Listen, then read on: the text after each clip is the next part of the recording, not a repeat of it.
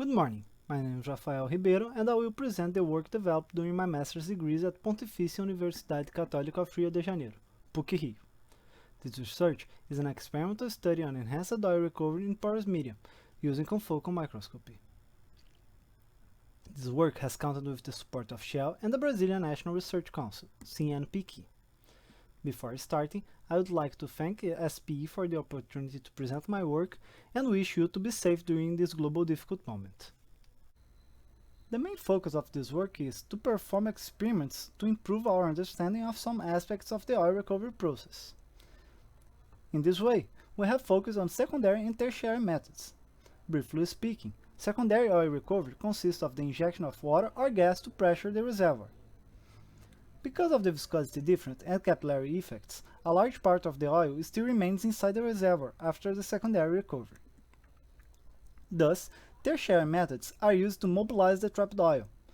These methods comprehend different strategies, such as the injection of chemicals, particles, and the addition of heat.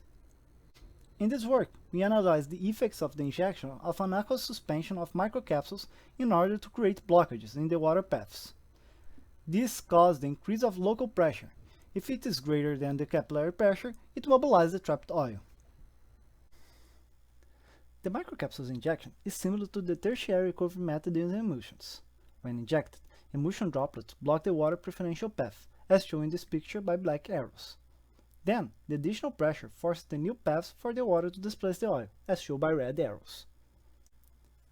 A field test of this technique was performed by Microlife in the Midway Sunset Field, in California in the 70s. The result showed an increase of oil production 3 months after injecting a batch of 3,000 barrels of emulsified oil in water. After almost a year, other 30,000 barrels were injected. In the end, the oil production was 55,000 barrels higher than the expected without the emulsion injection. This last image shows an example of emulsion produced in our lab. When working with emulsion injection recovery, one of the difficulties is to control the mobility properties of the emulsion. Thus, injecting microcapsules could be an alternative to the emulsion injection. The microcapsules used in this work consist of a double emulsion produced using glass capillary devices. This type of microcapsules has controlled diameter and shell thickness, as expected. This work is the continuation of Vimiero's master thesis, where he injected PDMS microcapsules in an artificial porous medium. Due to the stiffness of the microcapsules used in his work, they could not penetrate deeper into the porous media. However, even with that setback, he was able to observe a small increase in oil recovery. In our research, we have improved the visualization technique and tested a softer type of microcapsules. So, in summary, the objectives of this work are two: to improve the experimental technique by achieving three-phase simultaneous visualization and by increasing the depth of visualization, which allows the investigation of regions away from the porous device walls, and to investigate EOR by testing the use of microcapsules injected with water to mobilize oil trapped inside the porous medium. Now we should consider the review of the experimental procedure. The experimental setup is composed by 2 syringe pumps, the porous medium, and the confocal microscope. The first step involves the oil saturation of the porous medium using syringe pump 1. Then, we change the syringe in pump 1 and start injecting the aqueous phase.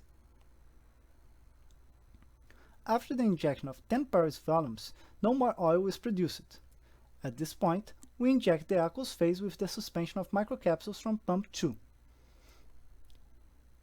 It is then observed an increase of oil production after the microcapsules injection, with an extra amount of oil leaving the device. A 3D image is generated after each step using the confocal microscope.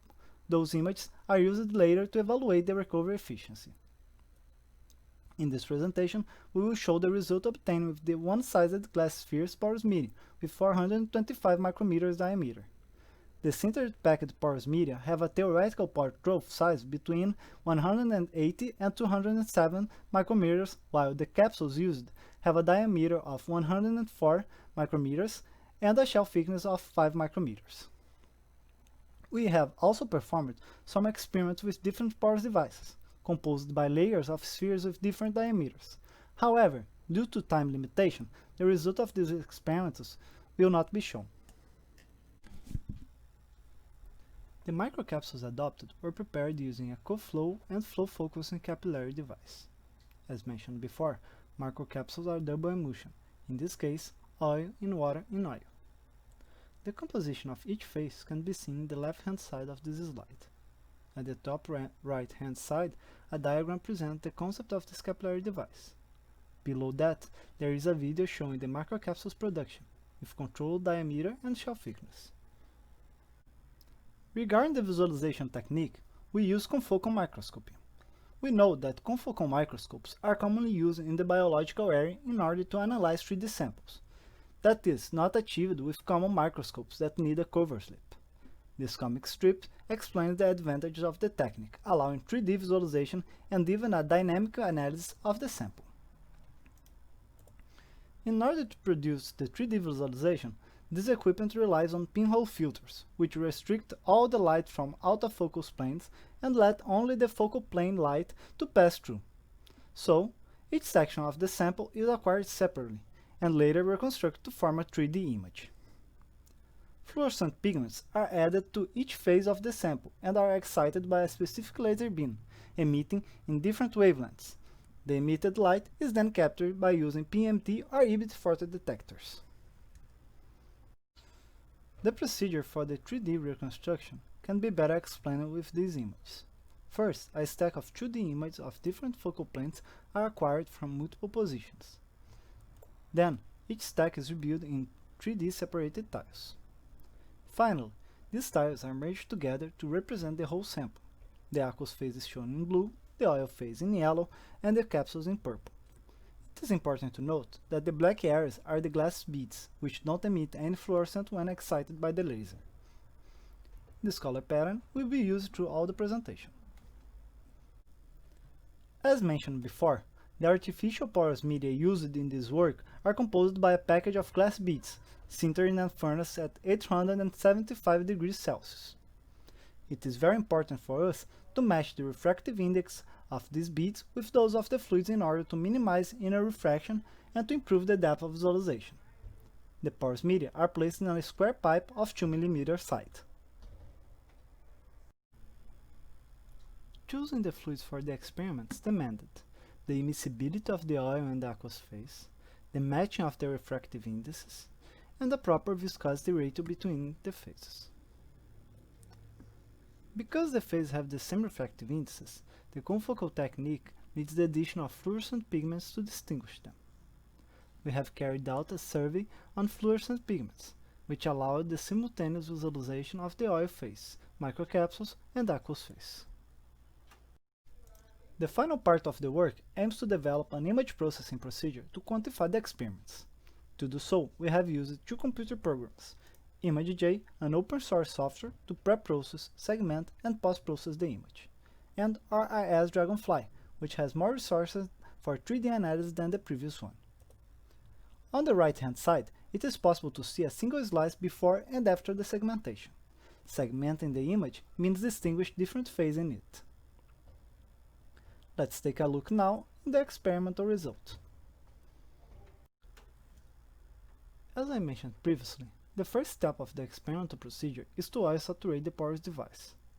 That becomes the initial state of the system. The results are presented in single-plane images to allow easier visualization. Along with the pore device properties, the color used for each phase is shown in the top corner of the following slide as a reminder. As expected, we can observe that the higher the oil injection flow rates are, the higher the oil saturation is. Some regions, highlighted in red, show pockets filled with the aqueous phase that are displaced by higher oil flow rates. A 3D visualization is also possible, allowing the analysis of the residual aqueous phase. The images of this step also show the wetting pattern of the glass beads.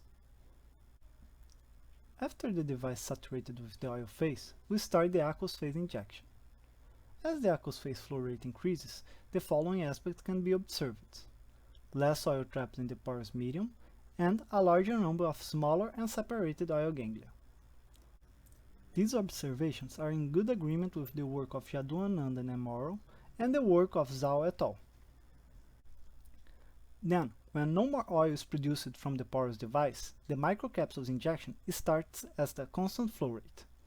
It is possible to observe interesting effects of the microcapsules in these 2D images of a single slice, away from the wall, before and after the injection. The aqueous phase preferential path is blocked by some capsules as shown in these purple circles. Also, red circles in both figures show the movement of the oil ganglion inside the porous device, as a result of the microcapsules action. Another interesting result is observed at the exit tube.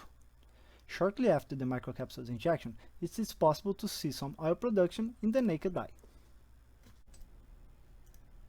Summarizing, after running many experiments, it is possible to conclude that the microcapsules work in this artificial porous device as a method to displace additional oil that was trapped before, break oil ganglia into smaller ones, and even in ganglia that are not fully mobilized, the increase of the local pressure causes small deformations.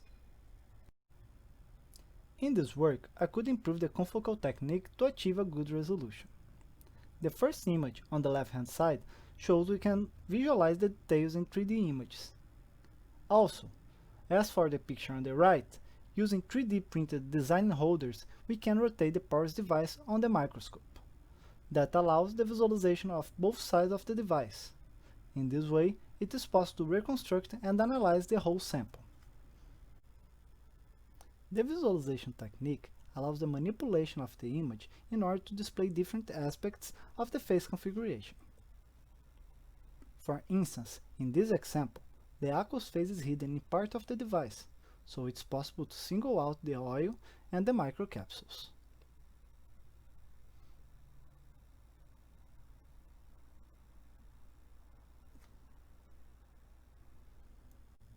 Finally, the last part of this study is to show that it's possible to quantify the phase distribution in the porous media using 3D images, plane by plane. Some techniques are used to reduce noise, such as filters and phase subtraction. The pictures on the left show the resulting images after each step of the process. The table displays the result of one experiment where the increase in oil recovery can be clearly seen. Just minutes after the beginning of the injection of the aqueous microcapsule suspension, a sensible drop of nearly 7% in the oil phase saturation is measured. A small additional oil recovery is observed by continuing the aqueous phase injection up to 10 porous volumes. Then, what can we conclude? In this project, we have improved the technique of 3D visualization of porous media flow using the confocal microscope. We have achieved imaging the 2 mm square device in its whole depth, capturing 3 distinguished phases. We have observed that the microcapsules could penetrate the porous medium and block the aqueous phase preferential paths. This blockage has had an effect on the trapped oil displacement and mobilized part of it. So, we provide the proof of the concept that supports EOR using microcapsules. Finally, it is possible to visualize the increase of the oil recovery effect by the observation of oil passing through the exit tube. This fact is also supported by the saturation data provided by image analysis. The relevance of this work is to provide data and information for further research on microcapsules injection as a way to improve oil recovery. And for now, I'm open to answer any questions you have about the presentation. Thank you for your attention.